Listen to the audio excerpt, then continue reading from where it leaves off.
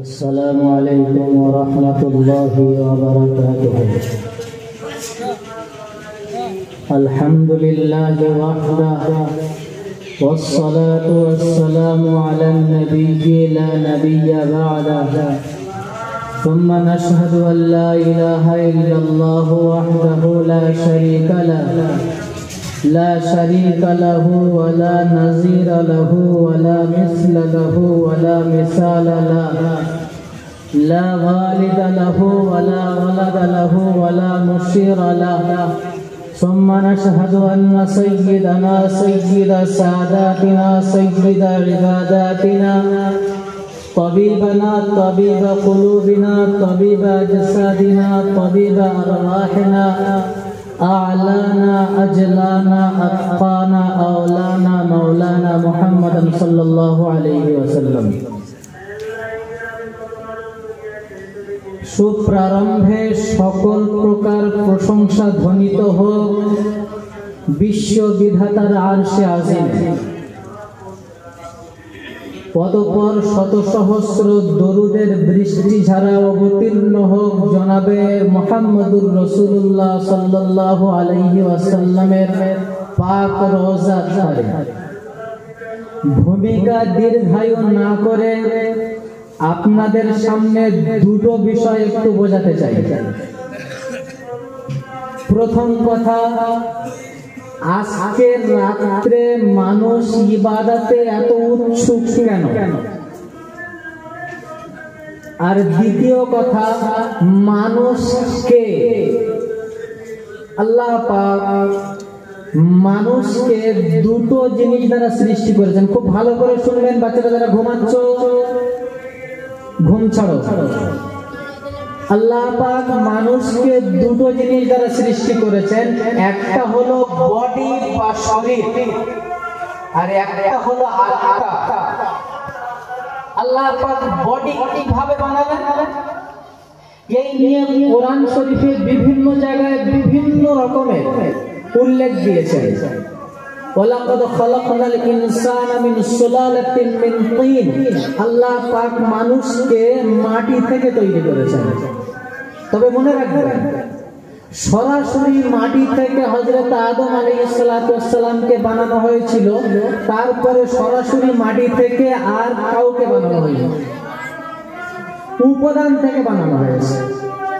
আল্লাহ পাক কি সিস্টেম চালালেন? ইন্না খালাকনাল ইনসানা মিন নুতফাতিন। আল্লাহ পাক এই পৃথিবীর জমিনের মধ্যে খাদ্যশস্য উৎপাদন করার একটা বিশেষ ক্ষমতা দিয়েছেন, যে ক্ষমতার দ্বারা মাটি থেকে উৎপন্ন সবজি ফসল খেয়ে মানুষ দেহের মধ্যে হরমোন তৈরি হয়, স্মেল তৈরি হয়। আল্লাহ পাক নারী পুরুষের সঙ্গমের ফলে এই পুরুষের শুক্রাণুকে মায়ের গর্ভে ঠাঁই দেন। তারপর সেই জিনিসটাকে কিভাবে পরিবর্তন করে আল্লাহ পাক মানব রূপে রূপান্তর করেন একটু লক্ষ্য করুন। ওয়ালাকাদ খালাকনাল ইনসানা মিন নুতফাতিন। আল্লাহ পাক মানব জাতিকে শুক্রাণুর মাধ্যমে বানালেন। সুম্মা খালাকনান নুতফাতা আলাকা। ফের মায়ের গর্ভে দীর্ঘ 40 দিন যাবত ওই অবস্থায় থাকার পর সেটাকে রক্তপিণ্ড বানিয়ে দেন। ফাখালাকনাল আলাকাতা মুযগা। অতঃপর ওই রক্তপিণ্ডকে মাংসে পরিণত করেন। অতঃপর ফাখালাকনাল মুযগাতা ইযামা। সেখানে হাড্ডি তৈরি করে। ফাকাসাউনাল ইযামা লাহমা। তারপর ওই হাড়ের উপরে গোশত চড়ানো হয়। কত সুন্দর সিস্টেমে আল্লাহ পাক ওয়ালাকাদ খালাকনাল ইনসানা মিন যুলুমাতিন সালাস। তিনটে অন্ধকার, তিনটে পর্দার ভিতরে, উপরে একটা চামড়া, তারপরে নাড়ি ভুঁড়ির একটা চামড়া, তারপরে মাতৃগর্ভ। এই তিনটে পর্দার ভিতরে আল্লাহ পাক মানব জাতিকে কি সুন্দর সিস্টেমে তৈরি করলেন। মানুষকে যখন পরিপূর্ণভাবে তৈরি করা হয়ে গেল, তখন আল্লাহ পাক নিজের রহমতের দৃষ্টি প্রদর্শন করেন, করার পর তার মধ্যে হিলতে শুরু করে, আর তখন সে ক্ষুধা অনুভব করে। আল্লাহ পাক কি সুন্দর সিস্টেমে বর্ণনা দিচ্ছেন, লা লাকা সিন্নুন তাবতা, তোমার মুখে দাঁত ছিল না যে তুমি কামড়ে খেতে পারো কোনো জিনিস, ওয়ালা লাকা ইয়াদুন তাবতিস, তোমার শরীরে হাতে শক্তি ছিল না যে তুমি কোনো জিনিসকে শক্ত করে ধরতে পারো, ওয়ালা লাকা রিজলুন তামশি, তোমার পায়ে ক্ষমতা ছিল না যে তুমি চলে কোথাও যেতে পারো। তারপর যখন তোমার প্রয়োজন হলো খাবারের, তোমার মায়ের পেটের মধ্যে খাদ্য খাবার যখন পায়খানায় পরিণত হয়, তখন আমি আল্লাহ তোমাকে ওই গন্ধ থেকে বাঁচানোর জন্য কি সুন্দর সিস্টেম তৈরি করলাম, তোমার মায়ের নারীর সঙ্গে তোমার নারী সংযুক্ত করে দিলাম। মানুষ খায় খাদ্য খাবার নিজের মুখ থেকে, কিন্তু মায়ের যে মাসিক মেন্সটা বন্ধ হয়ে গেল, সেটা তোমার খাদ্য খাবারে পরিণত করে দেওয়ার পর আল্লাহ পাক কি সুন্দর সিস্টেমে নারীর সঙ্গে সম্পর্ক জুড়ে দিলেন, আর খাদ্য খাবার নারীর মাধ্যমে পেটের মধ্যে যেতে শুরু করলো, আর তুমি তার মধ্যে খেলতে শুরু করলে, চলতে শুরু করলে।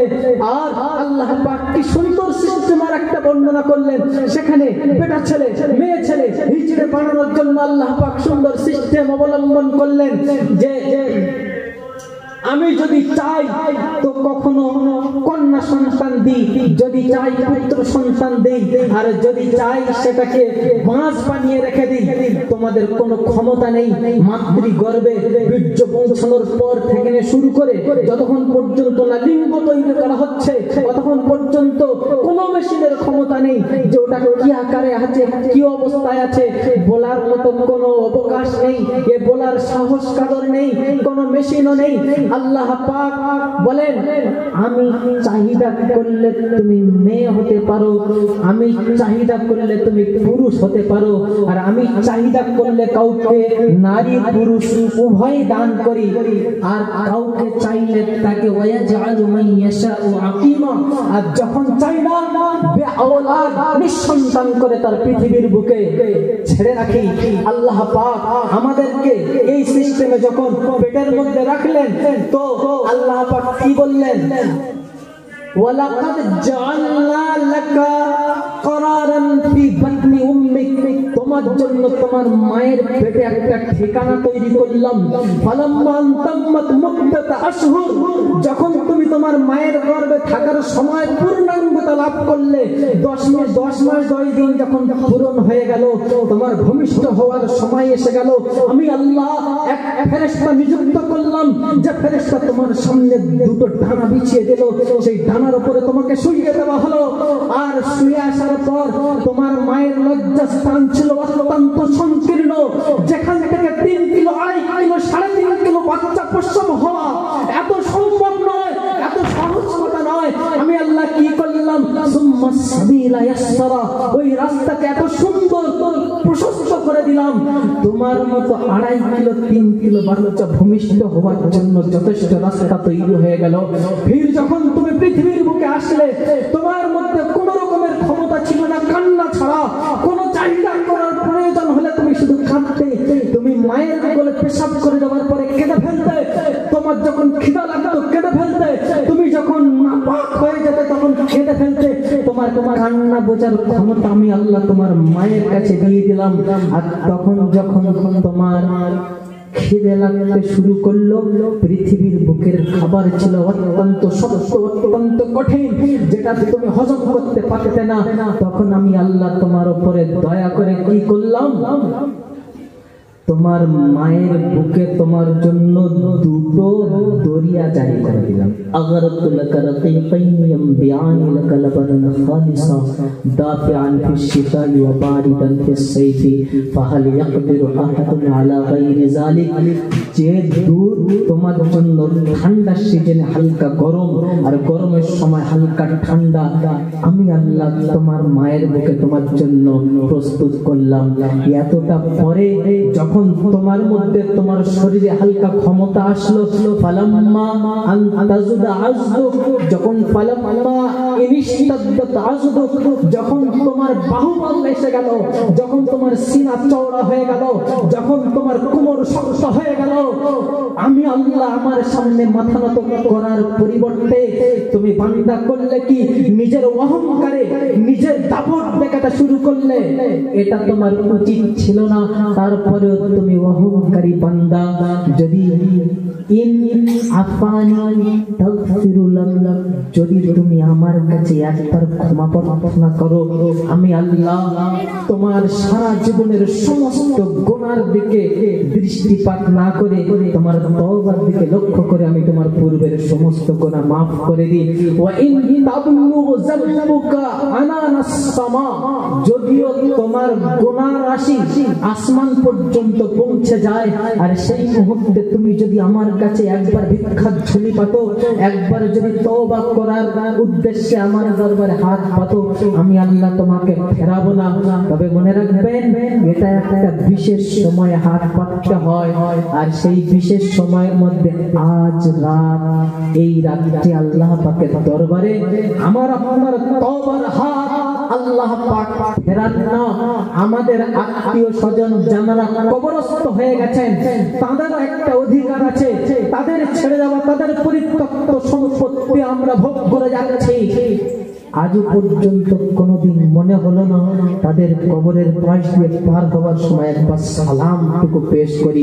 তাদের জন্য তওবা আমি আপনি যদি না করি, আমার আপনার সন্তান আমাদের জন্য তওবা কোনোদিন করবে না।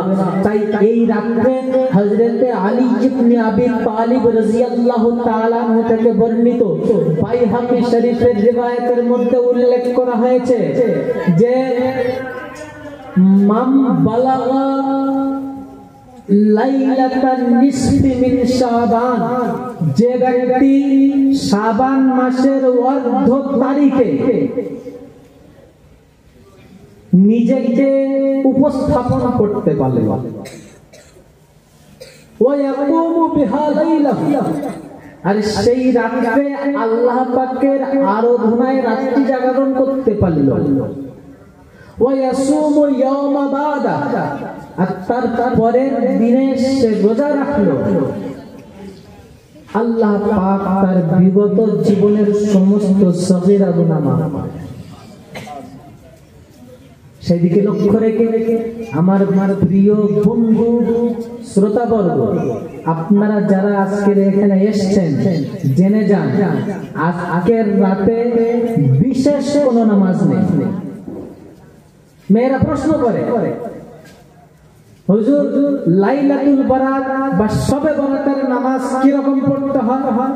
ঠিক রমজান মাসে জিজ্ঞেস করে, হুজুর 27-এর নামাজ কিভাবে পড়তে হয়? ওদের মাথার মধ্যে একটা জিনিস প্রবেশ করিয়ে দেওয়া হয়েছে, জানি না কোন সূত্রে এসেছে, প্রথম রাকাতে সূরা ফাতিহার পরে 21 বার সূরা ইখলাস পড়তে হবে, এমনটা কোনো মসলাই নেই।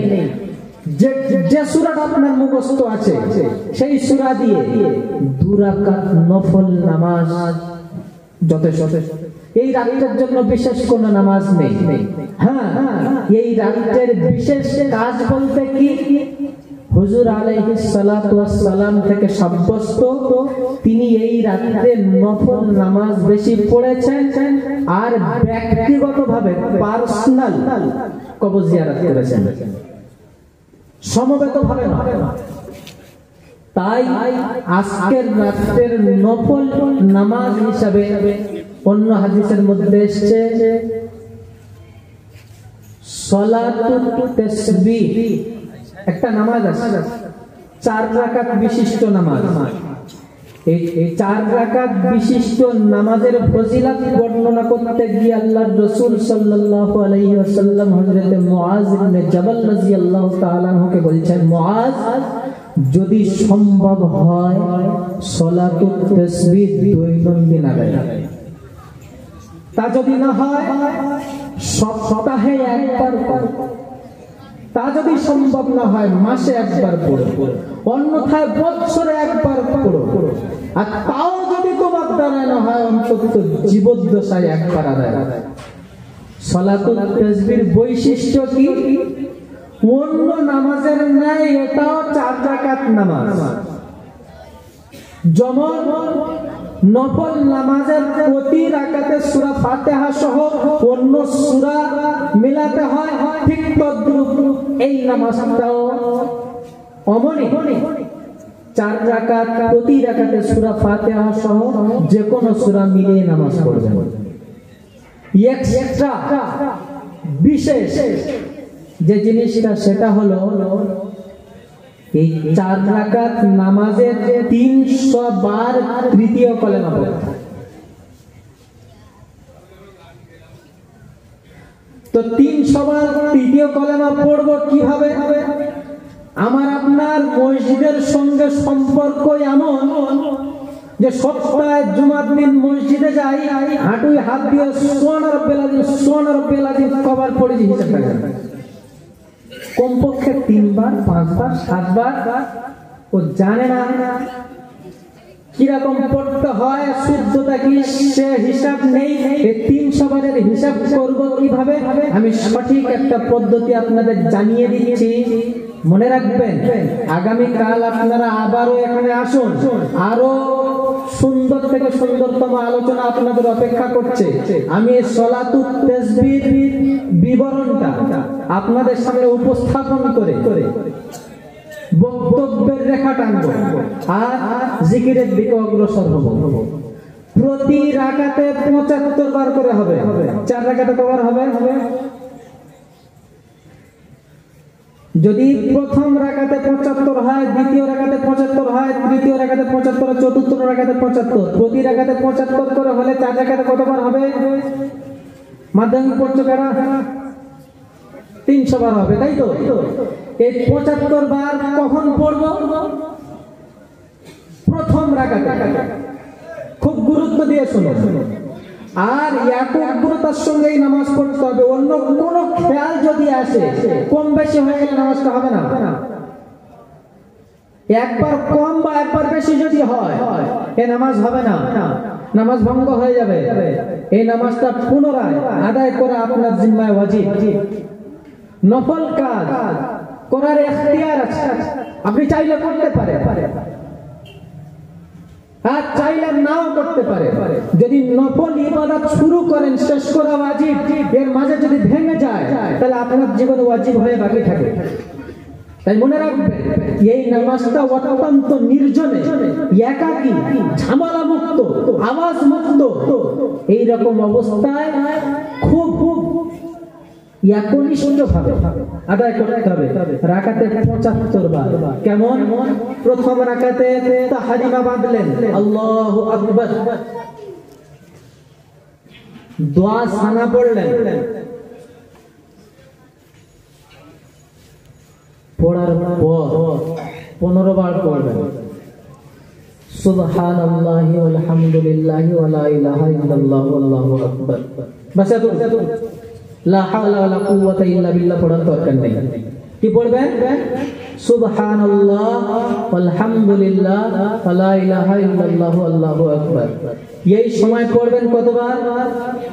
15 বার। সূরা কিরাত পড়ে নিয়ে রুকুই যাওয়ার আগে 10 বার। কত হলো? 25।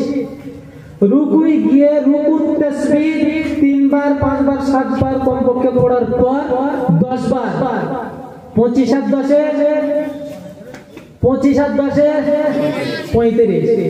রুকু থেকে উঠে 10 বার।